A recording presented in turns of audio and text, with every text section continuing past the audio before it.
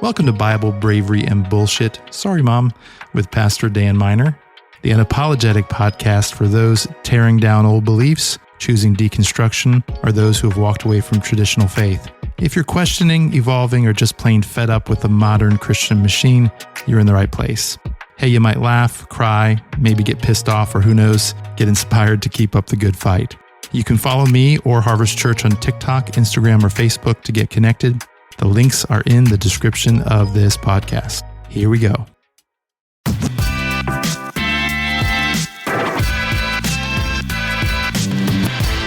Nothing makes people of faith more angry than messing with this word that I'm getting ready to mess with for the next 8 to 10 minutes.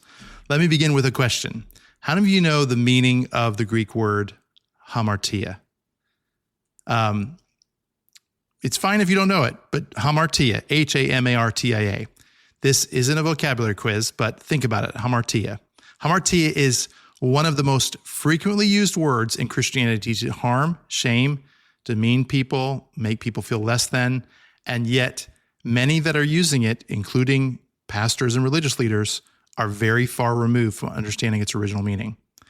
Hamartia is actually the Greek word used in the New Testament for, drumroll please, sin. And it's a word we hear a lot about in religious circles, right? Well, you can love the sinner, but you have to hate their sin. That's always the BS people throw out there when it comes to, marginalized communities like the LGBTQ community. No, that's ridiculous because you don't even know what sin means. But the way that we have beat people up with the idea of sin is ridiculous. It's shameful, especially in modern Christian culture. But surprisingly, many people don't really know the depth of what this word means. So if I asked you, for instance, about the Greek words for love, many of you listening or watching would probably list several words like agape or philia or eros, or I forget the other ones. It starts with an ST. That's all I remember. But when it comes to sin, we don't know the Greek word for it. We throw the term around without truly grasping its actual meaning. Now, why is this a big deal? Well, it's because the way we understand sin, or rather misunderstand it, shapes how we treat one another. We establish a caste system within the church, who's in and who's out. And based on our understanding or misunderstanding of the word, it is, in its original form, has actually nothing to do with behavior. Like, I grew up, you can't drink, smoke, or cuss. That was the big thing. Now I'm shameful to report that I do all three. Well, I smoke a cigar every now and then, not much more than that. But, we grew up with, it was a very just morality looked like these very basic things. No premarital sex, don't drink, don't cuss, don't smoke. Meanwhile, people could treat one another hatefully, say hateful words from the pulpit, et cetera, and nobody seemed to care or call them out.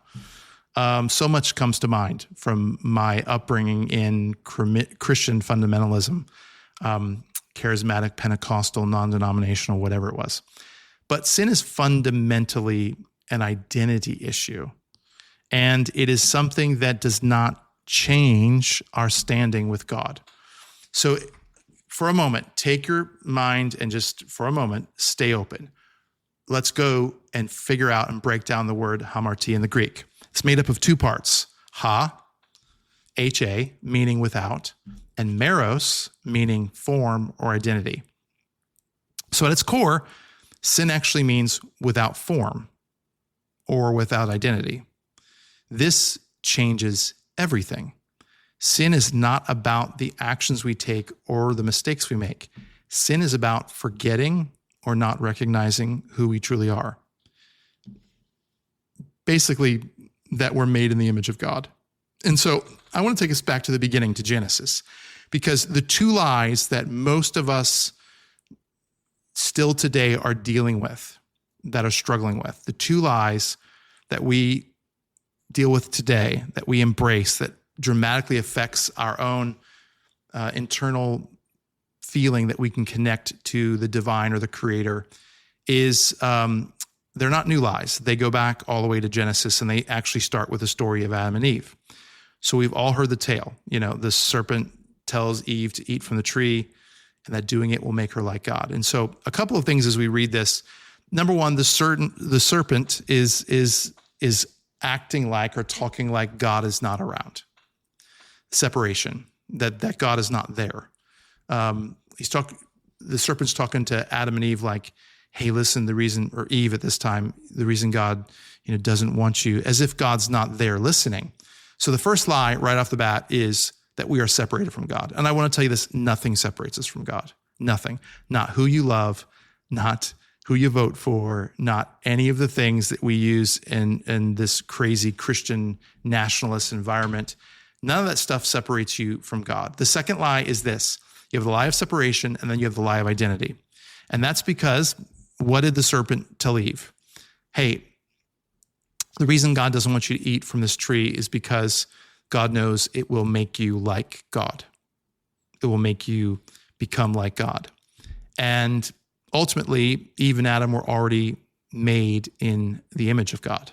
So the lie was, if you eat this, you'll become like God, and they already were like God. They were already created in the image of God. That's the second lie that we embrace. It's the lie of identity. It's the lie that you have to do something in order to be loved by God, to be included by God, to be like God or in the image of God. And the truth is nothing we can do can change God's proximity to us or change that we are made in the image of God. So get those things out of your mind.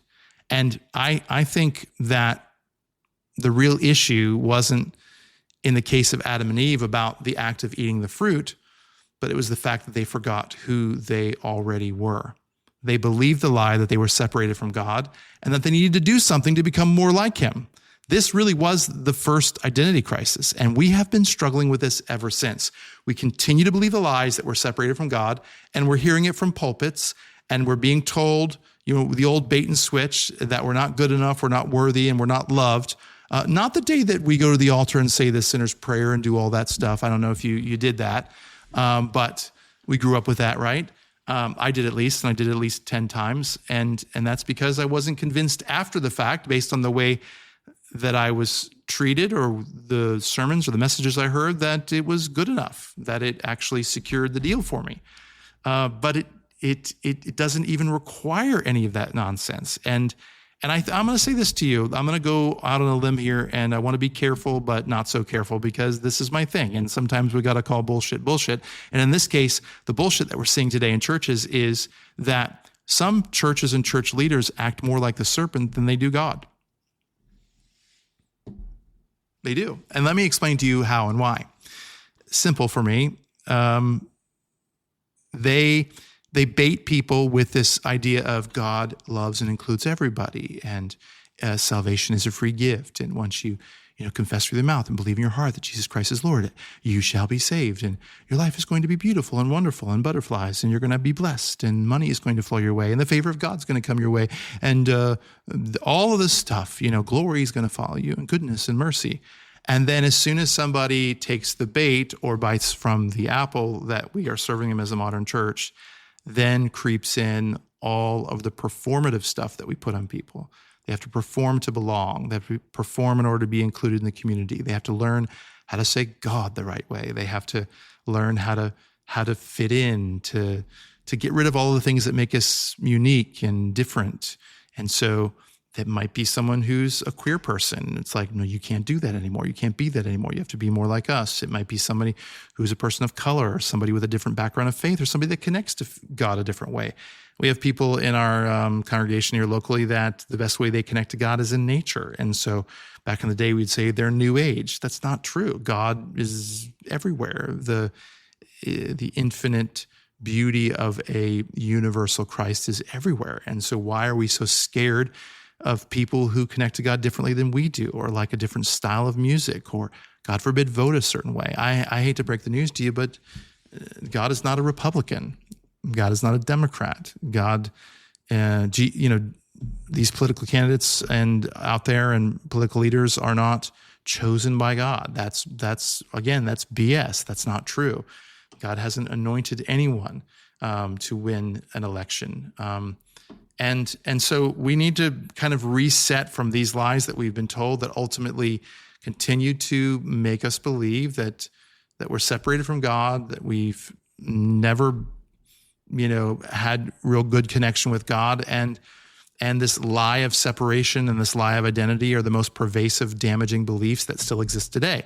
So if sin is an identity issue, what does that mean for us? It means that when we act out of a warped sense of who we are, when we forget our identity as children of God, that's when, quote unquote, sin creeps in. Not because of our behavior, but because of how we see ourselves. And I want to tell you this, churches who don't allow people to be themselves and demand that they conform or not have their original form are literally putting a blanket of sin on their own people. And let me give you an example of how this misunderstanding is played out in modern religious settings. Many churches still focus on actions. And so the word hamartia got adopted in the ancient Greek by the archery community. And that word became a word they used for meaning missing the mark. So you might have heard sin means missing the mark, but in its original form, it doesn't even miss that. It doesn't even mean that. And so we have to kind of go back to the etymology of the word and realize that the original meaning didn't even mean missing the mark as we often say it. But let's say it does mean missing the mark. It's like ridiculous that we would expect an archer to hit the bullseye every time, right? If an archer misses the mark, does that make them any less of an archer? Of course not. Yet in Christianity, we treat people as if, or evangelicalism especially, as if their value is tied to how many times or how often they hit the bullseye, how perfect they are. Instead of reminding them of, you hit a 7, you hit an 8, you hit a 3, you missed the board all completely. That's okay, right? That's fine. Our inherent worth is not tied to how perfect we are. So give yourself a break, let yourself off the hook, and let's leave this time that we've spent together. Maybe you're on your way to work or just getting ready to go to sleep. Hopefully I didn't put you to sleep. But let's leave this realizing that the word hamartia that was translated into sin actually means without form. And the best thing you can do, not the worst thing, as the church often tells us, the best thing you can do is find out what your form is, who you are, who you were created to be. That's the best thing you can do, and then pursue it. And any people that are trying to harm, shame, demean you, any people that are trying to put you back into a box so that they feel more comfortable with you, tell them, I'm sorry, but I'm not living this life for you. I promise you, you're good with God. You have not been separated from God. You absolutely have not changed your identity because of a mistake or an error. That's not what it means to sin. It really just means without form. So take shape, take form, believe in the unique person that God created you to be, and don't listen to the lies of the church out there that would love more than anything else but to tell you that you're not good enough or that you have somehow separated yourself from God. It's not true. It is absolutely not true. Hey, have a great day. We'll see you soon.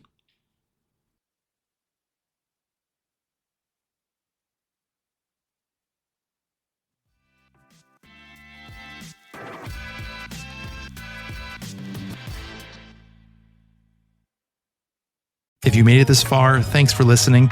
And if you'd like to support our nonprofit, you can go to harvestsarasota.com and click the Give tab.